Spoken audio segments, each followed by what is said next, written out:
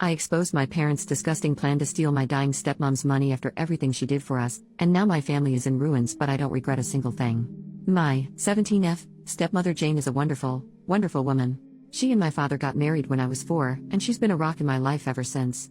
My mother was always my primary caregiver, but up until that point her relationship with my father was acrimonious, and I basically never saw him. Jane was the reason they developed a stable co-parenting relationship. She encouraged everyone having a good relationship with each other and was always there to support me and my mom when things got rough. Jane was always a really hard worker. When she met my dad, he was living out of a hotel and my mother was doing everything in her power to keep me away from him because she was petty and angry that their relationship didn't work out. Meanwhile, Jane had a great job, a nice house, helped my dad get back on his feet, negotiated a visitation schedule with my mom, who hated her for a long time, and made sure my dad sent us money every week because neither one of them could afford an attorney to negotiate child support payments. Jane had no reason to do any of these things, but as I got older she made it clear that she loved me as much as she loved my half-brothers who were born a few years later. I even have my own room in her house because at the time we lived with my grandparents and various boyfriends of my mom, and Jane felt that I needed a more stable environment than that. She's like the opposite of the evil stepmom. When I was 15, Jane won a big lawsuit against an airline company and got awarded upwards of $1 million. She used the money to build sizable trust funds for me and my brothers so that we would be taken care of later in life. Despite having a lot more money, she still wanted to live a fairly modest life, so she paid off the house she has, and has been living there ever since with my dad. Sure, she bought a new car and they went on a few nice vacations, but she didn't blow all her money on stupid things, which I respected. About a year ago, things started getting really weird. Whenever I saw Jane she seemed to look sicker and sicker, but no one would tell me or my brothers why, even though I know they knew. All we knew is that she was at the hospital a lot. Around the same time, my mom has been coming around my dad a lot more and acting really strange, basically like she was trying to romance him. Whenever Jane was in the hospital my mother would insist on spending the night at their house and playing mom to my brothers, which was so weird to me because she never liked them or Jane. She'd be the perfect little housewife and my mom is not like that at all. It was super fake. Worst of all, my dad started falling for it. I'm not stupid. I'm pretty sure they were sleeping together. I tried to shield my brothers from it, but they're not dumb either. I tried talking to my dad too, but he insisted it wasn't like that. Then a few weeks ago, my mom started talking about all the places she'd like to visit, how she wanted a new car and was looking to invest. Which is weird because my mom has been a bartender her whole life and has lived paycheck to paycheck since before I was born. She was acting like she was about to get a lot of money, which started to make me really suspicious. Between Jane being sick and my mom acting all nouveau riche, I had a lot of questions. Finally, I decided to visit Jane in the hospital and ask her about my trust fund. I found out that if anything happened to her, that my dad would inherit all the money, including full control of the trust for me and my brothers. She asked me why I was so interested in the trust fund, so I told her what's going on with my parents and how my mom has been acting with my dad. I didn't want to, but after everything she did for me, she deserved the truth. It really hurt me to break her heart like that, especially once I found out that she was basically in hospice at this point because of irreversible kidney failure. She's only got a few more months. We both cried so much. Then, 2 days ago, everything came to a head. My mom stormed in furious and started arguing with my dad. Apparently Jane met with her lawyer and changed the trust so that my dad would get nothing and all of the trusts would be controlled by my step-aunt. She demanded to know how Jane found out about their relationship, and I came out and told them that I told Jane everything. I told them that if they wanted to play stupid games they would win stupid prizes, and that I wasn't going to let them screw Jane over after all the help she gave my family when she didn't have to. My mom slapped me and my dad just looked so defeated. Then my mom told my dad that she didn't really love him, that she was just pretending to so he would marry her and she could get all of the money. The worst part about it is that my brothers witnessed the whole thing, and now on top of their mom dying they have to deal with a cheating dad and his vindictive ex. Our whole family is in ruins and I feel like it's my fault even though I know it's not. Yesterday, I visited Jane again and told her about the fallout. She apologized and said that she had to dissolve my trust fund to make sure my mother didn't get a hold of the money, but that as her oldest I will inherit the house and property after she is gone, and that's worth more than the other 2 trust funds combined. My father won't get anything because she's going to divorce him before she dies, and honestly I'm happy for her. She made me promise to take care of my brothers and told me that once I turn 18 this summer I can kick my dad out of the house if I want to. And I fully plan to do that, by the way. I haven't talked to my dad since, and I can't even look at my mom. I can't believe they would conspire to do this to Jane after all this time. Just proof that they deserve each other, and I'm embarrassed that they're my parents. Once I turn 18 I'm going to cut my dad out as much as I can and cut my mom out completely. I hope she rots. Meanwhile I'm going to try and be at the hospital as much as I can until Jane passes away. Anyways, I just needed to vent. I'm really messed up about the whole thing and I feel super betrayed, although I can't even begin to imagine how Jane feels. I'm gonna be so messed up when she dies. I can't even think about that right now. But at least she's not surrounded by people who just want to bring her down. Thanks for reading. Edit. Some people are asking a lot of the same stuff, so I'll just clarify here. About my brothers, my plan is to use some of the estate money to fight for guardianship for my twin brothers so that they can live in the house while I kick my dad out. If I can't get guardianship, then I will have to let my dad stay in the house. However, once I turn 18, I will technically be an adult, so even if my dad leaves, I'm still legally able to be responsible for them. The only thing I won't be able to do is stop him from taking them if he leaves. But they will be 18 in 6 years, so even if they do have to leave, they will always be able to come back whenever they want. In a perfect world, my dad would just leave and let my brothers stay with me, which I'm sure my bio mom would be very supportive of, because right now she hates all of us, and I doubt that will change anytime soon. The trust, from what I understand, my brothers will inherit 1/3 each of the estate, and the remaining 1/3 will be used to keep the house running until they turn 18. After that, it will be up to me if I want to keep the house or sell it.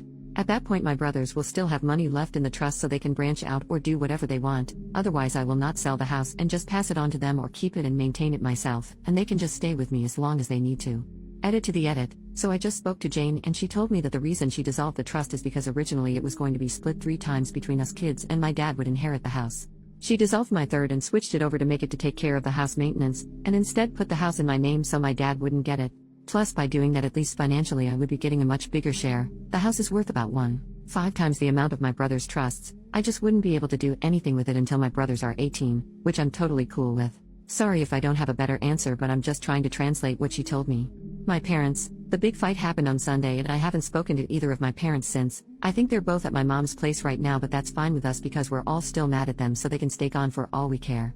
I know technically that's not legal to just leave us alone, but I've been taking care of my brothers for over a year. I can handle a few days while he gets his crap together. Screw both of them. Hope that clears some stuff up. Additional information from OP on her parents, stepmom's health, trust funds. Why isn't Jane on dialysis? I don't remember the exact details, but Jane has a genetic condition where she gets cysts on her kidney. She already had a transplant a few years ago, but now she developed problems with her arteries or something in her legs, so she doesn't qualify for dialysis. She could get another transplant, but she doesn't want to because the last time was so traumatic, rejections, etc., so she decided to just let herself go onto maintenance medications to prolong her death until she gets her affairs in order. She has a few other health problems that make the typical treatments really dangerous, and according to her, she'd rather die surrounded by loved ones than on an operating table. Dissolving the trust fund, Jane told me she didn't technically have to do it, but she didn't trust my bio parents not to do something shady and get a hold of the money before I turn 18. Even if my aunt controlled the fund, my dad would still be able to collect if something happened to Jane before I turn 18. Her lawyer suggested it's better safe than sorry. I agreed that it was the best option. I'm not an expert though, I don't know the details. How my mom knew, like I said before, I'm pretty sure Jane told my dad, who then told my mom, and that's how the argument started. I can't think of any other way, and I didn't really care enough to ask. Jane's thoughts on my mom. She didn't know my mom was doing all of that. My mom has her own place and would only come over whenever Jane was in the hospital for a few days at a time. I've been living with my dad for a little over a year, so he probably told Jane that my mom was there to spend time with me, if he told her at all. Besides, she didn't move in until a few months ago, which I guess is when they started hatching their plan. Jane never outright banned my mom from visiting, so there really wasn't anything she could do. The money in the house, the remainder of the money belonging to the estate that hasn't been put into trust for my brothers, is going to be used to maintain the house, utilities, taxes, etc., until my brothers are 18, and then I can either choose to sell the house or keep it and maintain it myself if I'm able to.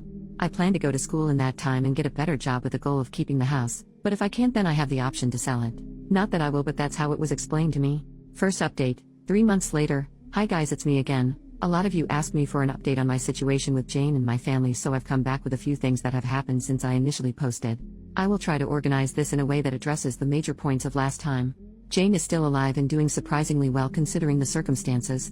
She's always been a fighter, and although her disease has been progressing, she's keeping a positive attitude with everything that is going on.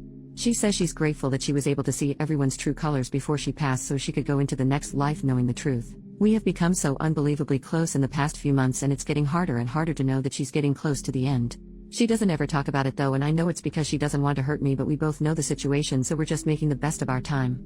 I'm also not being completely transparent about all of the drama at home, but to be honest, I don't think she needs to hear all of that. We did end up having that surprise celebration of life that I planned. A lot more people showed up than I thought, but they all got an Airbnb near the hospital where Jane is, and we were able to take her out and spend some time at lake near the facility. It was super low-key, which I know Jane preferred, and I was even able to get her old college friend to come after I found him on LinkedIn lol. We had food and there was music and we played games, and it was overall a really great time, except Jane started crying at the end, but she promised me it was just because she was grateful. My brothers are also doing okay. My aunt, Jane's sister, is currently paying for them to go to therapy, and they've become a lot more open about talking about the situation. They just turned 13, but a lot of the time it feels like I'm talking to actual adults lol. They become really independent lately, in a good way, and aside from me driving them places, I don't really have to do much for them anymore. Their grades aren't super great, but they're not failing, and considering the circumstances it could be a lot worse. They still hang out with friends, and I'm keeping an eye out for like depression symptoms and stuff. The situation with my mom is as funny as it is embarrassing, TBH. She spent a few weeks ignoring us, and then she tried to crawl back into my life, basically begging me to let her move in because her lease is about to expire and she has nowhere to go. That convo went about as well as you'd think, and she ended up calling me an ungrateful beach and that I couldn't just ignore her because she's my mom. I told her to get out of the house before I called the cops and to go back to my dad, who at that point was only coming home every few days to check on us and grab some clothes. After that, she tried coming by a few times, and when I wouldn't open the door she would lose her mind and start yelling through the neighborhood. After 3 instances of this, I finally called the cops, but because I'm 17 they told me there's a possibility that I would have to go home with her since technically I'm a minor and need to be with a custodial parent. I told them no way because I was the only one watching my brothers at the moment. That led to a whole thing where after a few hours my dad basically showed up, and I was allowed to stay there because there was finally an adult present, and I'd basically lived there for over a year. After that, the cops firmly told my mom that if she keeps showing up and causing drama, my neighbors confirmed that she'd been there a few times screaming, that they would arrest her for trespassing since technically it was Jane's house and not hers. She left and hasn't tried coming to the house anymore, but for a while she would call me constantly telling me I owed her, and all kinds of stuff. She's now blocked on everything, and anything she needs to say to me gets filtered through my dad. As for my dad, well, since he's basically required to be here for another 2 months until I turn 18, we've basically just avoided each other. It's not too bad though, because I've been heavily relying on guilting him for everything to get my way. For example, he was going to contest the divorce, but I threatened to kick him out when I turn 18 if he does that, so he just signed all the paperwork for a quickie divorce and is basically doing whatever Jane tells him to do. I don't openly disrespect him or anything, he's still my dad, but I've made it clear that I have no intentions on doing anything he says ever again, and he doesn't fight me on it. Most of the time he's just in his room, and sometimes he'll go back to my mom's, but only for a day or two before they argue and she kicks him out again, lol. I haven't decided whether or not I'll kick him out yet, and we haven't talked about it either, so I'm kind of playing it by ear. As for me, I'm handling everything as good as I can. I found a new job where I make a little more money, so I've been focusing on saving as much as I can and just being there for my brothers. Between working in school and visiting Jane, I've been so busy I haven't really had time to really stop and think about everything, but I know it'll come. One of my friends has really stepped up and helped me manage everything, and I'm super grateful to him for being there for me and my brothers, so we'll see how that goes. Anyways, I wish I had something more exciting to share, but that's what's happened since my last post. Thanks again for all the support on my last post. Final update, 7 months later. Hello everyone, it's me again. I've gotten quite a few messages in the past months asking for an update, so I'm going to post my final update here and hope that it's enough to answer the questions everyone has been asking. I'm sorry that it took so long to update, but a lot has been going on. As many of you may already assume, Jane passed away early fall of this year. It was very traumatic and sudden, but the silver lining is that she exceeded every doctor's expectation for her life, and when she did go, she was surrounded by family, including me, my brothers, and my dad. She was on palliative care and felt no pain except for a brief moment right at the end, and we are all very grateful for that. Towards the end, Jane was physically pretty much done, but her mind was as sharp as ever. I took the advice of many of you here and recorded some voice notes for my brothers. I originally wanted to do video, but by the time we were able to do it, we both decided they didn't need to remember her wrapped in tubes and in a hospital gown. She also wrote many letters for her friends, family, and even for me to open when I reached certain milestones. She gave me one to open right after she passed away, and while I won't share too many details, I can say with absolute certainty that she is and forever will be who I consider my mother without question. It was very, very emotional for everyone, and although it has been a few months, I'm still very heartbroken about her no longer being with us. She was a kind, gentle woman, and in my heart she is everything I aspire to be. My brothers are obviously very hurt about our mom dying, but just like before, they are taking it surprisingly well. They are still going to therapy both together and separately, and we have a lot of conversations whenever they feel like talking. We've always been close, but I feel like we're closer now. Even though I work, we hang out as often as we can, and I'm doing everything I can to be the support that they need. They don't know it, but I definitely need them as much as they need me, because they're the only ones I can really talk to about anything.